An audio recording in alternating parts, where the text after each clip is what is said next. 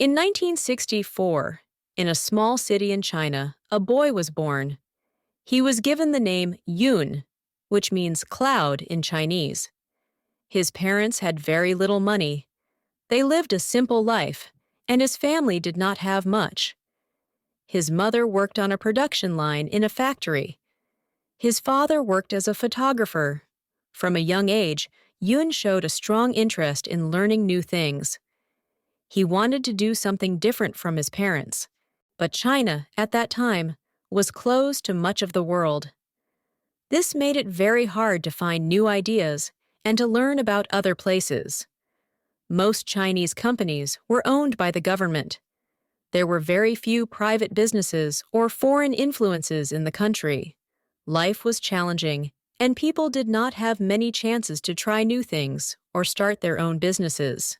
Yun's life changed one day when he heard a story on a shortwave radio.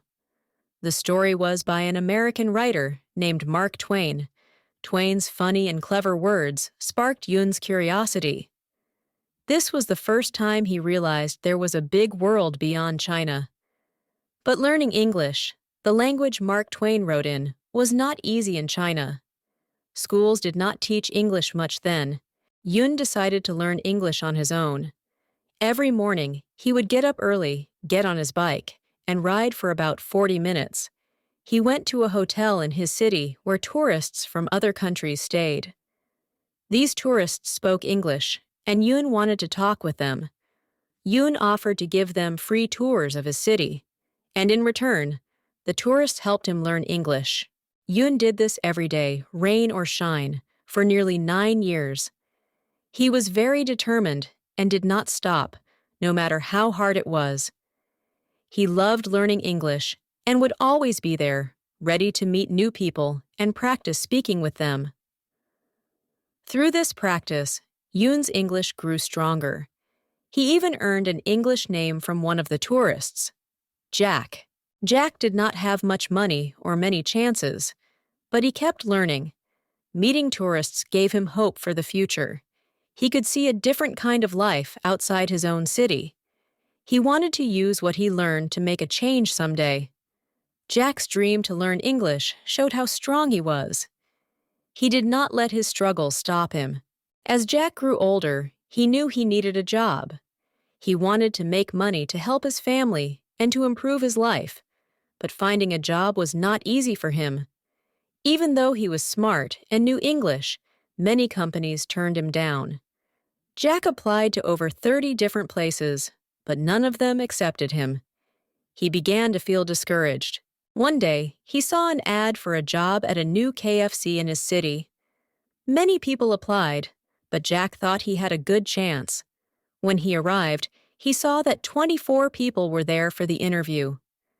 KFC decided to hire 23 people out of the group. Jack was the only one who was not chosen. This made him feel like a failure, even though he had tried his best. After this, Jack felt very sad. It seemed like no matter what he did, no one wanted to hire him. He felt like giving up. He thought about all the times he had worked hard to study and learn, but now it seemed like none of that mattered. Jack had even failed many of his school exams, but he kept going. He didn't want to let his family or himself down. Jack's life was full of challenges, but he did not stop trying. He believed that someday, someone would see his worth. He knew that if he kept working hard, he might find the right place where he could make a difference. Jack tried to keep his spirits high and continued applying to other jobs, hoping that he would find his place. People often told Jack he was not good enough, but he never let their words hold him back. He had a strong will. Jack remembered all he had learned from meeting tourists and studying on his own. He believed he could be useful somewhere. Although he felt lost, Jack kept moving forward, hoping that one day his hard work would pay off in the end. One day, Jack had a special chance to visit the United States. It was his first time in another country. During his visit, he learned about something that would change his life forever: the Internet. Jack's friend showed him a computer and told him he could search for anything he wanted online. At first, Jack was nervous. He worried he might break the computer if he made a mistake, but his friend urged him to try. To start, Jack typed in the word beer. Many results popped up showing beers from different countries. Jack was amazed, but he noticed something surprising. There were no results for Chinese beer. Jack thought about it. China was a huge country with many people, yet it was barely visible on the internet. He realized that most Chinese products were unknown to people in other countries. This made him curious and excited. Jack began to dream of a way to connect China with the world through the internet. When Jack returned to China, he couldn't stop thinking about his idea. He felt that China needed to be online. He thought, if I can show people around the world what China has, they will want to buy from us. This thought grew in Jack's mind, and he knew he wanted to try and make this dream real someday. Jack shared his idea with friends, but many of them didn't understand the internet. They thought it was strange. The internet was still very new in China, and only a few people had even heard of it. They did not see its power, but Jack believed in his vision and hoped he could find people who shared his excitement for this new idea. Jack had no money or experience in computers, but he was sure the internet could help people connect. He decided that he would find a way to make his idea come true, even if he had to face more struggles. This was the start of a big dream that Jack would work toward for the rest of his life. Jack felt ready to turn his idea into a business. He wanted to help Chinese companies show their products to the world.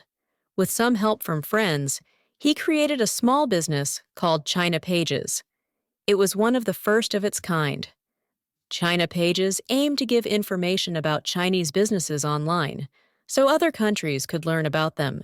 Jack believed that China Pages could open doors for Chinese businesses, even if they were small. But it was not easy. Many people in China still did not understand the internet or its value for business. Jack struggled to explain why the internet mattered, especially to people who didn't know how it worked. He tried to share stories of how the internet could change lives and help Chinese businesses sell to other countries. But most business owners were not interested. They thought the internet was just a passing trend, not something useful. Jack faced many doubts, but he kept talking to people, hoping that some would listen to his ideas. Jack finally found a few people who wanted to try China Pages. They were curious to see if it could really help them. These early customers gave Jack hope that his idea was not impossible. He felt excited to keep going. Jack started working harder, updating the website, and learning more about how the internet could grow business. But a problem soon came up. A competing company copied Jack's idea and used a name that sounded very close to China Pages. This company even tried to look like Jack's website. Jack was upset, but knew he had to keep working hard. He decided he would not let this stop him, even if it made his work harder. He believed in what he was doing. Jack's business faced more difficulties, especially with money. China Pages did not earn much money yet. Jack worried about paying his team, and he even took a second job to make ends meet while running China Pages. In time, he had to step away from China Pages and find a stable job, leaving his first business idea behind. Even though China Pages did not succeed, Jack was not ready to give up on his dreams. He still believed in the internet. Jack thought long and hard about a new idea that would help Chinese businesses connect with the world. One day, he gathered a group of close friends in his apartment and shared his new plan with them. Jack's idea was to build a large online marketplace where people could buy and sell from all over the world. He wanted to help small Chinese businesses reach global customers. Jack's passion for this idea was strong. He named this new business Alibaba, after a famous story about a man who finds treasure using special words. Jack believed the name Alibaba was simple and easy to say, and people would remember it. He wanted it to be known worldwide. Jack and his friends worked day and night to make this dream come true. They spent long hours building the website. Jack's goal was clear. He wanted Alibaba to help small companies become big and reach places far beyond China. The team had little money, so everyone helped as much as they could.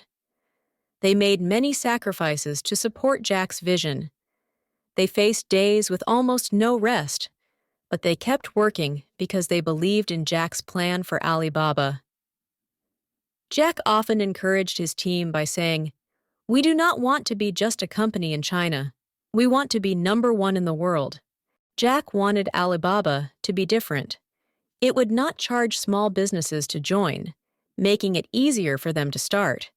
He believed this would make Alibaba special and help it grow faster than other websites, like those in America.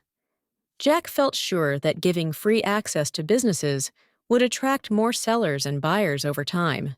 Alibaba started slowly, but Jack was patient. He knew it would take time to grow. Little by little, businesses joined the site. Over time, people began to see Alibaba's value. Small companies started selling their products to buyers in new places. Jack's hard work and his team's dedication were beginning to show results as Alibaba gained more users each day. As Alibaba grew, a powerful competitor appeared, eBay, a large U.S. company. eBay wanted to control the market in China. Jack knew competing with eBay would be difficult, as they had much more money and many more workers. But Jack believed that Alibaba understood Chinese customers better and could make a site that felt familiar to them. Jack was clever in his approach. While eBay charged people to use their site, Alibaba's consumer site, Taobao, was free to join. This helped attract more sellers and buyers who enjoyed using Taobao without paying any fees to sell their items. Jack also made sure that Taobao was colorful and lively, with features that appealed to Chinese users. To motivate his team, Jack called their work a war against eBay. He encouraged them to keep going, even when it was tough. Jack knew that Taobao had a strong advantage because it understood Chinese culture and habits better than eBay. He famously said, "eBay is a shark in the ocean, but we are a crocodile in the river. In our home, we will win." Jack also saw that people like to talk directly to sellers. So, Taobao allowed buyers to chat with sellers on the website. This open chat made it easier for buyers to ask questions and feel safe before they made purchases. Jack knew that trust was important for online shopping, and he wanted Taobao to be a friendly, safe place for all. Another smart move by Jack was creating Alipay, a secure way to pay online. It held money safely until both sides were happy. Alipay helped buyers feel safe, knowing their money was protected until they received their items from the seller. This new way of paying built trust, and people felt more comfortable shopping on Taobao than on eBay's platform. Over time, Taobao grew quickly. People in China loved using it, and eBay started to lose customers. Taobao was winning the war.